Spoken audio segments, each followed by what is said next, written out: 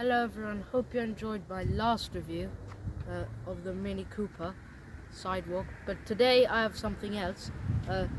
It's another friend's car, and it's a 2012 Land Rover Discovery 4, and I'm going to show you around it. Now let's take a look at the exterior. Now the Discovery 4 has quite a nice boxy look to it. It looks very tough and rugged, and I like the grille also. This is a pre-facelift grille. They changed it in 2014, as well as the headlamps, and the headlamps are also quite nicely integrated. Now there's also two little splitters on each side, now which makes it look a bit more like rugged and then tough, which this car does look, which is a theme of the design. Now let's move to the side, and the wheels are 19-inch alloy wheels. They have a nice design, and also the wheels are the same width on the front and back, unlike a BMW X5. There's also Land Rover written in the side gills, and there's the indicator light. And on later ones they had a different wing design, a bit more curvy, and the indicators were in there. Now there's also side steps which help you get into the car, because the car is quite high, and there's also a large window because this car has 7 seats, and it does have quite good visibility from all the rows. You also have LED rear lights, which I think look very nice. You also have the rear wiper, and the glass goes down. You also have a square number plate because it fits the design better, and they have Discovery 4, and also rear parking sensors, and also you can attach a tow bar down there. And these cars are very good for towing. They can tow a lot, like they can tow up to 3.5 tons, I've heard. Now let's take a look at the interior of this car. Now the first thing, you sit very high up, being an SUV, and many people like sitting high up. Now the steering wheel is a 4-spoke steering wheel with multifunction controls like your radio, cruise control, and telephone controls as well. And you have horn buttons here and paddle shifters. Now in front you have your gauges. To your left you have the rev counter, and on the right the speedometer, and a small screen in the middle showing your fuel and your temperature. Now you also have a small screen. Now on higher spec ones you have a bigger screen which is a touch screen, and you had sat nav also, and you have 2 big air vents. Now over here you have a number pad and radio controls there. Now you also have a CD player, and this is your climate control. You have a front screen heater, dual zone function,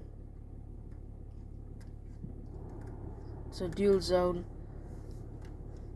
Now going down you have your terrain response, so different terrain modes, air suspension, hill descent control, high and low range, and some 12-volt power outlets. Now over here is your gearbox dial. Now this is an 8-speed, and you can tell because there's a dial rather than the lever. And you also have an electronic parking brake, and there's some cup holders here too. So overall it's very nice, comfortable interior as well. You have some storage, glove boxes as well. So yeah, it's a very practical car. Now, and also the material quality, this is nice, very soft. This is soft material, but it's also a bit hard. It doesn't feel, it feels like it was made to be hard, because obviously it does go off-roading a lot, so it's quite wiped down, but it has a nice interior feel too. So Land Rover put nice chrome features in the car, for example the air vents, and then the headlamp dial, and this also on the steering wheel for the horn and the paddle shifters. Now the headlamps, this one doesn't have automatic headlamps or front fog lights, but you control it on this dial over here. Now on the door panel, these are the wing mirror and the window controls, and they look like they're from a Volvo, because we had a Volvo XC90 a while ago, and they look very similar. We have some nice trim over here, and the door handles have nice chrome, and also over here.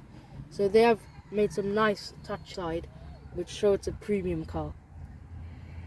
Now let's take a look at the back. Now the middle row, 3 adults can sit comfortably because all the seats are 3 separate seats. Now Ruben, how's the space in the back? Pretty good. And I don't get that cramped up like in the X1. now Ishan, do you like this car? Yes, I love it. Okay, now let's show you how to get in the third row. You just do this with this lever, then you pull a tag, and then you tumble the seat forward. So, which was another 7-seat that competed with this car, but you just had to slide the seats forward, whereas in this you have to tumble them. Now, Vishu, how comfortable is it? Is there lots of room? Yes, there's lower room because you have an armrest section here and there's more leg room also, so you don't feel cramped down. Okay, and Kunal, how is the storage? The storage is pretty nice because there's plenty of space. For example, if you open this, there's plenty of space in there, and there's place in the back as well to keep your stuff. Okay, now to put the seat back, we just push it down, push this lever, and push the back up like this. And also this car has stadium seating, which Land Rover calls it. So each row is higher than the row in front, so which makes everyone can see out nicely. So it's a very comfortable car. So let's take a look at the boot. Now this car does have a split tailgate, so you can load small shopping bags, and then you can make it go down like this, and you can sit on it too. Now if you fold down the third row, there's lots of space, and with the third row up, you can, it's a bit smaller, but you can still store some bags like shopping, so it's not that too bad. So, and with all the seats folded down, it's very spacious, and it can be like a van. They did also make a van version of this car because it's just so big. Now to put it back up, so it makes a nice solid thud when you put the split tailgate up, and it's very easy. Now under the bonnet, this car does have a 3-litre twin-turbo V6 diesel, and it's badged as the SD V6. It puts out 255 brake horsepower and 600 Newton meters of torque. 0 to 60 is 8.8 seconds. Now it doesn't sound very fast, but this car is very heavy, weighing at around 2.6 tons because it has a separate chassis and the body is mounted on top. So it does have good pulling power. As I said, for towing, this car is very good, and it is, the V6 engine is very smooth, and being a V6 diesel, it doesn't clatter a lot, well, like a 4-cylinder diesel.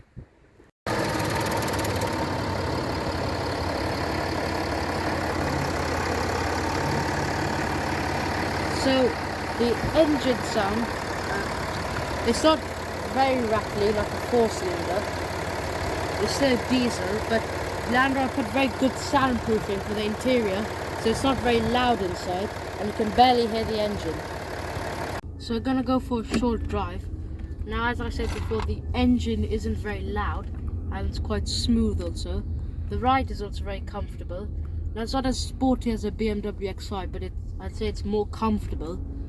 So for long journeys, if you're a passenger, for comfort, then this car is a bit better. And also the seats, the third row is much bigger. So yeah, it's very comfortable, very smooth car, and you also have a very high driving position.